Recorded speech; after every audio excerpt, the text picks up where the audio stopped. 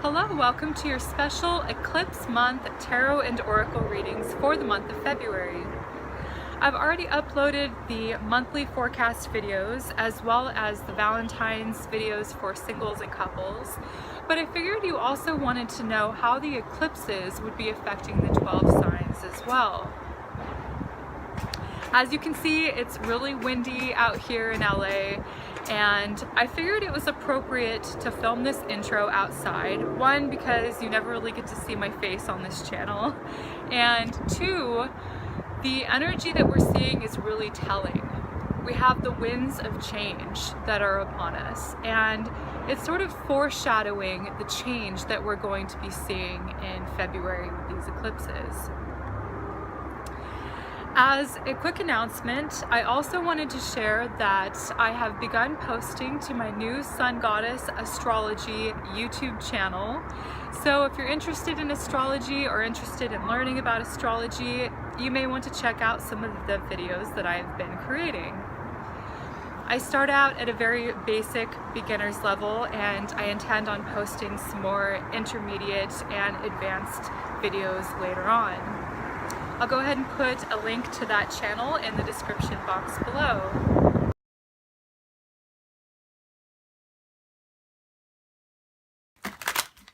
Aquarius, for your Eclipse tarot reading, I will be pulling 6 cards from the Rider-Waite tarot deck. The first 3 cards will be for the full moon lunar eclipse on the 10th at 4:33 p.m. Pacific Standard Time. And the second 3 cards will be for the new moon solar eclipse on the 26th at 6:58 a.m. Pacific Standard Time. And of course, you can adjust the time according to your specific time zone. So I wanted to share that, of course, everything in the dark eventually comes to the light. We see that energy really happening during the eclipses, where the celestial lights go out in the sky, in which they will reveal things that were once hidden in the dark. Okay, so the full moons generally have to do with culminations or endings, and new moons generally reveal opportunities for new things to commence. In both cases, this energy could appear suddenly this month. So for you, Aquarius, the full moon lunar eclipse will be in your 7th house, and the new moon solar eclipse will be in your 2nd house. So that's how it will be affecting you. Let's see how the cards show this energy. So this will be for your 7th house up here. And this will be for your 2nd house down here. Shadow card is the King of Pentacles. Interesting. So I see this as being, okay, you being the King of Pentacles. Or you will be dealing with a King of Pentacles this month who will play an important role for you. Okay, around this eclipse season. So the King of Pentacles, let's sort of review what he's about. He is cardinal Earth, okay? So he is Capricorn. I've heard some cases, some readers, some books and resources refer to him as Taurus, being fixed Earth, but I kind of like the kings being cardinals since they take action and initiative, sort of that masculine energy. Okay, so the King of Pentacles is definitely about his business, okay? He's responsible, and he is, you know, makes very wise decisions when it comes to money, finance, business, things like that. The King of Pentacles is also he's a natural guy. He's connected to the earth. Okay, so he uses the resources wisely. He also uses things of the earth, what comes from the earth. Plants, natural resources as well, which can also be natural medicine. So he's, you know, can be an herbalist. He is the, you know, naturopathic type healer as well. The King of Pentacles in a relationship is someone who is committed, okay? So he's very serious. He can seem a little bit hard to get to know. He has a little bit of a tough exterior, okay? But I do see that this person definitely has like a heart of gold, okay? So for the, okay, for the full moon lunar eclipse in your 7th house of relationships, which would make sense why a person is coming up here. So this King of Pentacles represents the other person coming in, okay? There may be somebody either coming in suddenly or going suddenly.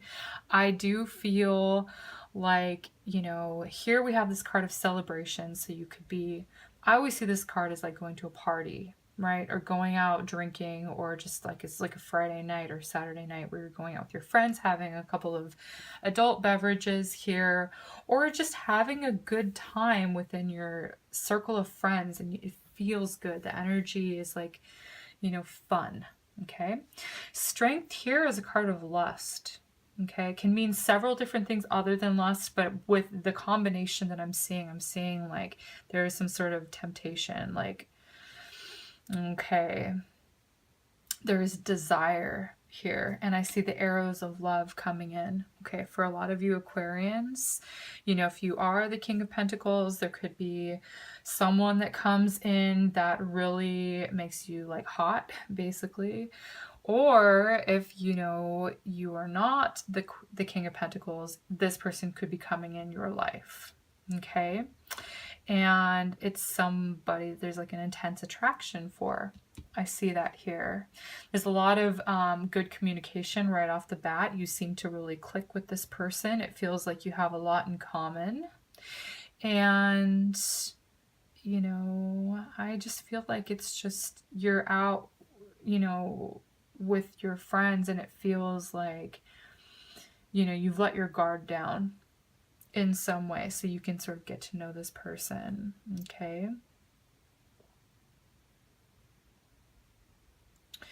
The King of Pentacles works hard and plays hard.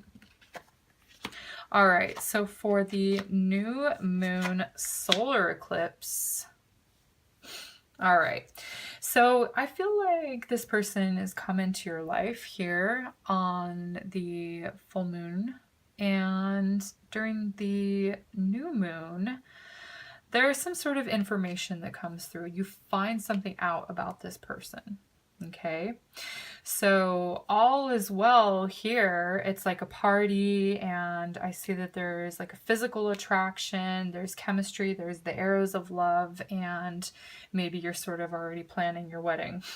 The Ace of Swords here is like, okay, let's think with our heads. Okay, so here is like, you know, maybe more of desire, and here is more like logical thinking. Okay, so making a smart decision. All right, and I do see if there is some sort of information coming in about this King of Pentacles, like maybe this person is already in a relationship, maybe this person is already in a committed relationship, maybe this person is not, has that sort of like hard to get to know, really, because although he has a heart of gold, he protects it fiercely, and it's like his heart isn't available. Okay, so I'm seeing that as a little bit of like disappointment here with the 5 of Cups. I also feel like this signifies a card of great sadness. I feel like there was some sort of mistake, therefore there is regret. Okay, get to know this King of Pentacles before you just make any, you know, before you jump into bed with this person, before you, you know, start planning your wedding. I feel like you need to sort of get to know this person, and it takes a while to get to know people. It really does. So, you know, ask truthful questions and you will get a truthful answer from him. He's pretty straightforward. All right, so it may not exactly be what you wanted to hear, but it's what you needed to hear. The Justice is about fairness. It's about truth. as well. You don't want this person to lie to you, okay? And they won't. All right? So it's good that this person has like moral character. He's honest. And yeah, I see that there's some truth coming through 2 weeks later. Okay, so if this doesn't seem to fit your situation, for example, if you're not single and happen to meet this King of Pentacles when you're out and, you know, fall head over heels for this person and then find out that this person either isn't available or isn't what you had thought this person was or what you had hoped this person was. In this case, I see another situation with you being very smart about business and cutting, because the Ace of Swords is a tool that cutting your losses when it comes to some sort of business agreement. Okay, because the King of Pentacles is about business. So if this doesn't have to do with love, although I kind of feel like it does because it's within your 7th house and the 2nd house, but the 7th house can also be a business relationship as well, business partnership. And the 2nd house is like your earned income. So the money that you make, could be making some sort of money, or what you thought was a promising, you know, deal here kind of looks like maybe, you know, it didn't really come through the way you had hoped it to, but things will sort of work itself out, you know, in the wash, I guess. I want to roll the Astro dice to sort of get a little bit more information here. Okay, there's passion, definitely. Okay. Truth, passion, money. Those are the 3 themes that I'm seeing. So you have Pluto, and Pluto is about, yeah, it's about passion. Well, it's about, you know, intensity. Okay, and I see that with the Strength card here. So it's a very intense pull, but it also is about death. So maybe this card here is about, you know, sort of rolling things over to the other side and seeing them from a different perspective, okay? The 9th house is about truth. It's the house of beliefs. It's about higher ideals, higher justice, balance in the world, fairness, equality, all of those types of things. And then Taurus is about, you know, it rules the throat. So speaking your truth, even though it may be hard to hear, it's the honorable thing to do. Also, Taurus has to do with money. It's that Venusian, like finances and possessions, which the King of Pentacles rules. So he takes care of his possessions. You will be taking care of your responsibilities and possessions. Okay. I want to pull a card from the Mermaids and Dolphins Oracle deck. I absolutely love this deck. I find it personally very comforting and encouraging. They have very positive messages on them. So I want to see what they would like to say to you, Aquarians. What's the message that they have for you for this eclipse season? Explore your options. It's time to look at other possibilities. It's time to make changes. Okay. The winds of change. I see this as being like a very airy card. There's things that are up in the air. Okay. News, messages coming in. Okay. Conversations. All right. Exploring other possibilities. Okay. If someone, like I said, cut your losses when it comes to like a business deal that doesn't seem to work out, or a person that just, you know, if they tell you something and it's like, you know, I'm not gonna, you know, if someone says something that's a red flag, you're not gonna sort of rationalize that away because you know, find them attractive. Basically, you know, looking at other possibilities. Don't hang your hat on this person that comes in. Okay, there are other people that are going to come in that are going to be a much better fit as well. Also in business, time to explore other possibilities as well. Okay. See also the 9th house being like, you know, online research, things like that, doing your research when it comes to like documents or some sort of contract. This is like the written agreement here. Okay, it's a good time to make changes. Like I said, you know, the winds of change, eclipses bring change into our lives, and I do see that with Pluto. Something is dying so that something else can be reborn. Okay, it's all about cycles. All right, Aquarius. So this is what I'm seeing for your eclipse reading for the month of February.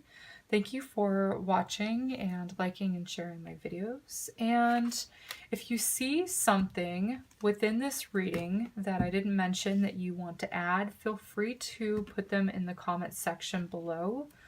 I absolutely welcome your input. Thank you so much for subscribing to my channel, and I will see you in the upcoming videos.